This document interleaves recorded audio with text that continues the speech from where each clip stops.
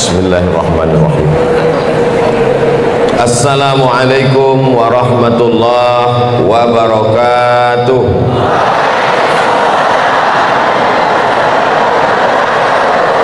Agak kareba. Apa kabar Bapak Ibu semuanya, sehat? Alhamdulillahi Rabbil Alamin. Allahumma salli ala Sayyidina Muhammad wa ala ali Sayyidina Muhammad. Mudah-mudahan kita diakui sebagai umat Nabi Muhammad sallallahu alaihi wasallam. Mudah-mudahan kita semuanya mendapatkan syafaat nanti ketika kita menghadap Allah Subhanahu wa taala. Amin ya rabbal alamin. Orang Takalar santun-santun. Itu pantun. Orang Takalar santun-santun dan cinta pada negara. Saya tidak lagi berpantun karena sudah dipakai pembawa acara.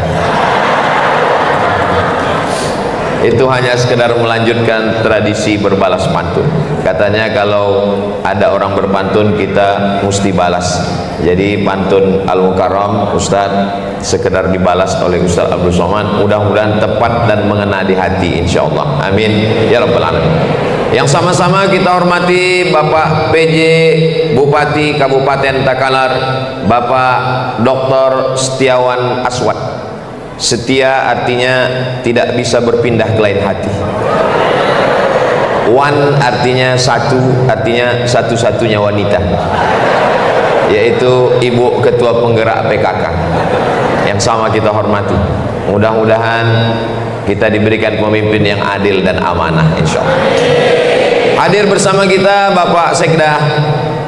Bapak Sekda merupakan orang yang berbahagia karena beliau akan melaksanakan ibadah haji. Mudah-mudahan kita juga bisa menyusul beliau, mendapatkan haji yang mabrur, diberikan istiqomah iman dan Islam. Yang sama kita hormati Bapak Kepala Kantor Kementerian Agama Kabupaten Takalar.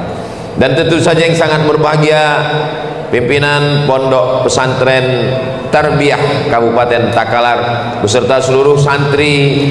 Mudah-mudahan adik-adik santri semuanya sukses dunia akhirat insyaallah. Bapak-bapak, ibu-ibu, hadirin hadirat yang hadir pada tabligh akbar ini, tak dapat saya sebutkan satu persatu. Hadirin hadirat, muslimin muslimat, solihin solihat, mukminin mukminat yang belum kawin dan belum sunat, semua yang berhadir insyaallah dimuliakan Allah Subhanahu wa taala. Amin ya rabbal alamin. Dulu kita sangat bangga menjadi orang Indonesia, Nusantara, karena salah satu dari orang Indonesia Nusantara menjabat sebagai imam besar di Masjidil Haram. Namanya Syekh Ahmad Khatib Al-Minkabawi, meninggal pada tahun 1916. Adik-adik tolong ingat namanya baik-baik. Namanya Syekh Ahmad Khatib bin Abdul Latif Al-Minkabawi. Lalu kemudian beliau punya murid. Nama muridnya Syekh Sulaiman Ar-Rasuli. Syekh Sulaiman Ar-Rasuli pulang mendirikan pondok pesantren di Candung, tepatnya di Bukit Tinggi, Provinsi Sumatera Barat. Lalu kemudian beliau mendirikan ormas pada tahun 1928. Nama ormasnya Perti, singkatan dari Persatuan Tarbiyah Islamiyah. Lalu kemudian salah satu pondok pesantren yang berafiliasi ke Perti, itulah dia pondok pesantren Tarbiyah Takalar. Tolong diingat baik-baik karena ini nanti akan masuk dalam UAS, ujian akhir semester. Jadi kalau tadi Pak Buya pimpinan Tarbiyah Takalar mengatakan ada ketersambungan sanad keilmuan keorganisasian antara Ustadz Abdul Somad dengan Tarbiyah Takalar, nanti kalau ditanya orang apa hubungan Tarbiyah Takalar dengan Ustadz Abdul Somad, karena Ustaz Abdul Somad adalah wakil Dewan Fatwa di Persatuan Tarbiyah Islamiyah. Itulah hubungan saya, hubungan kami. Jadi itu mengapa begitu sampai di acara Tarbiyah Takalar, peci dan sorban saya diganti dengan sorban Perti. Mudah-mudahan bersama kita di Takalar, bersama dalam tarbiyah, bersama pula di surga Jannatul Firdaus bersama Sayyidina Muhammad sallallahu alaihi wasallam. Oh, kalau begitu tarbiyah ini adalah ormas. Kalau begitu ormas ini memecah belah umat, karena ada ormas namanya Muhammadiyah, ada ormas namanya Nahdlatul Ulama, ada ormas namanya Persatuan Tarbiyah Islamiyah, lalu ada pondoknya namanya Tarbiyah Takalar. Ini perlu dijelaskan kepada umat supaya apa? Supaya jangan ada dusta di antara kita. Boleh saya jelaskan? Syekh Ahmad Khatib Al-Minkabawi yang imam Masjidil Haram tadi punya murid, nama muridnya Syekh Muhammad Hashim Ash'ari. Syekh Muhammad Hashim Ash'ari yang dikenal dengan Kiai Haji Hadratus Syekh Muhammad Hashim Ash'ari pulang ke Jombang, Jawa Timur, mendirikan ormas, nama ormasnya Nahdlatul Ulama pada tahun 1926 bersama Mbah Wahab Hasbullah bersama Mbah Bisri Sansuri. Jadi sanadnya ke atas juga ketemu kepada Syekh Ahmad Khatib Al-Minkabawi. Lalu kemudian Syekh Ahmad Khatib Al-Minkabawi tadi punya murid, nama muridnya Syekh Hasan Maksum. Syekh Hasan Maksum pulang ke Medan, Sumatera Utara, diangkat menjadi imam besar dan mufti pada kerajaan Kesultanan Melayu Delhi di Sumatera Utara. Lalu kemudian ketika itu terjadi konflik antar umat Islam, masalah kunut subuh, masalah usolli talaffuz bin niyat, masalah berzikir setelah sholat, akhirnya putus tali silaturahim. Maka mereka mendirikan ormas namanya Al-Jam'iyatul Wasliyah. Jadi antara tiga ormas ini punya kesinambungan, punya ketersambungan, yaitu Syekh Hasan Maksum di Sumatera Utara. Nama Bapak Ibu nonton YouTube, jangan khawatir, mereka nonton. Allahu Akbar. Tadi subuh saya imam, Allahu Akbar, Bismillahirrahmanirrahim. Mazhab Syafi'i. Kalau mazhab Maliki, Allahu Akbar, Alhamdulillahi Rabbil Alamin. Tidak pakai bismillah. Ustaz, kau tahu saya belajar di Maroko, Mauritania, Aljazair, Tunisia, Andalusia. 5 negara ini mazhabnya Maliki, 100% Maliki, tidak pakai bismillah. Allahu Akbar, Alhamdulillahi Rabbil Alamin. Saudi Arabia, mazhab Hambali, Allahu Akbar, Alhamdulillahi Rabbil Alamin, Ar-Rahmanir Rahim. 3 mazhab. Mazhab Syafi'i jahar, Bismillahirrahmanirrahim. Mazhab Maliki tidak pakai basmalah sama sekali. Mazhab Hambali dan Hanafi sir. Yang benar mana Pak Ustadz? Semuanya benar, karena 4 imam mazhab ini adalah imam Ahlus Sunnah wal Jamaah. Yang salah mana? Yang nggak sholat.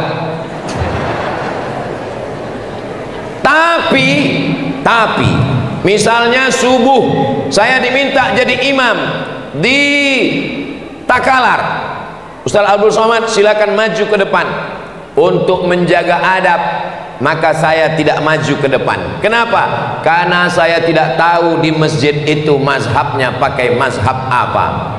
Saya khawatir kalau masjid itu Masjid Muhammadiyah, Masjid Muhammadiyah mentarjihkan majelis tarjih Muhammadiyah, mereka pakai basmalah mazhab Hambali. Makanya Masjid At-Taqwa Muhammadiyah bismillahnya sir. Saya ceramah di Masjid Muhammadiyah 4 tahun, mengajar hadis setiap subuh Sabtu dari tahun 2009, 10, 11, 12, 13. Sekalipun saya tidak mau maju ke depan. Kalau diminta saya maju ke depan, Ustaz maju ke depan, batuk. Kenapa Ustaz tidak mau maju? Karena kalau saya maju ke depan, saya baca bismillah jahar, saya pakai kunut Allahumma hdina fiman hadait, makmum saya di belakang belum tentu semuanya faham. Banyak makmum yang tidak mengerti. Dia belajar dari mulai SD, SMP, SMA, Muhammadiyah. Dia merasa tidak enak hati karena imam berbeda. Maka menjaga persatuan lebih utama. Lebih baik tidak maju ke depan. Ini namanya adab berbeda mazhab. Imam Masjidil Haram namanya Syekh Abdurrahman Sudais. Imam Masjidil Haram, Imam Masjid Nabawi, semua imam-imam itu ketuanya namanya Syekh Abdurrahman Sudais, doktor dari Ummul Qura. Datang ke Jakarta, diminta jadi imam di Istiqlal. Beliau maju jadi imam di Istiqlal. Semua makmum penasaran, kira-kira jahar atau sir ya? Videonya masih ada, cari di internet. Syekh Abdurrahman Sudais, imam di Istiqlal. Cari nanti, jangan sekarang. Syekh Abdurrahman Sudais maju jadi imam di Istiqlal. Allahu Akbar, Bismillahirrahmanirrahim, Heran semua jamaah. Kenapa dia waktu di Makkah bismillahnya sir, kenapa di Istiqlal bismillahnya jahar? Yang bisa menjawab adalah santri pesantren modern Tarbiyah. Kalau nggak percaya, tanya mereka. Kenapa ketika di Makkah dia baca bismillah sir? Karena Saudi Arabia sejak 1924 mazhabnya adalah mazhab Hambali. Kenapa ketika di Istiqlal dia bismillah jahar? Karena dia tahu orang Indonesia bermazhab Syafi'i, maka dia jaharkan baca bismillah. Itu namanya adab berbeda mazhab. Ustaz, ya, saya kemarin menantu saya suruh jadi imam di rumah. Terus pas dia sholat, Allahu Akbar, Bismillahirrahmanirrahim, Qul huwallahu ahad. Langsung Qul huwallahu, Pak Ustaz. Itu mazhab apa namanya? Itu namanya imam grogi. Gara-gara saking groginya lupa baca Al-Fatihah. Maka makmumnya di belakang nggak boleh diam. Makmum di belakang mesti ngasih tahu, hai imam, kamu lupa baca Al-Fatihah. Lalu imamnya di belakang ngasih tahu, bro, lupa ya, batal sholatnya. Makmum batal sholatnya karena dia sudah mengeluarkan 2 kata. Sedangkan imam batal sholatnya karena tidak membaca Al-Fatihah. Lalu yang benar bagaimana? Makmum di belakang ngasih tahu, Bismillahirrahmanirrahim, Alhamdulillahi Rabbil Alamin. Lalu si imam memperbaiki bacaannya tanpa harus mengucapkan terima kasih ya.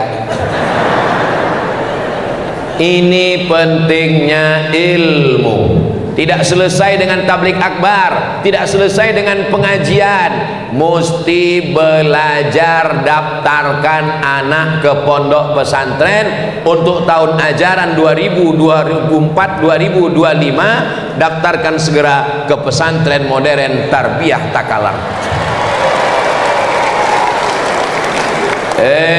Ustadz Abdul Somad ini merusak persatuan kami di Sulawesi Selatan. Ustadz kenapa hanya ngomong pesantren modern Tarbiyah Takalar? Saya sudah bolak-balik ke pondok pesantren Darud Dakwah. Darud Dakwah atau Dewan Dakwah?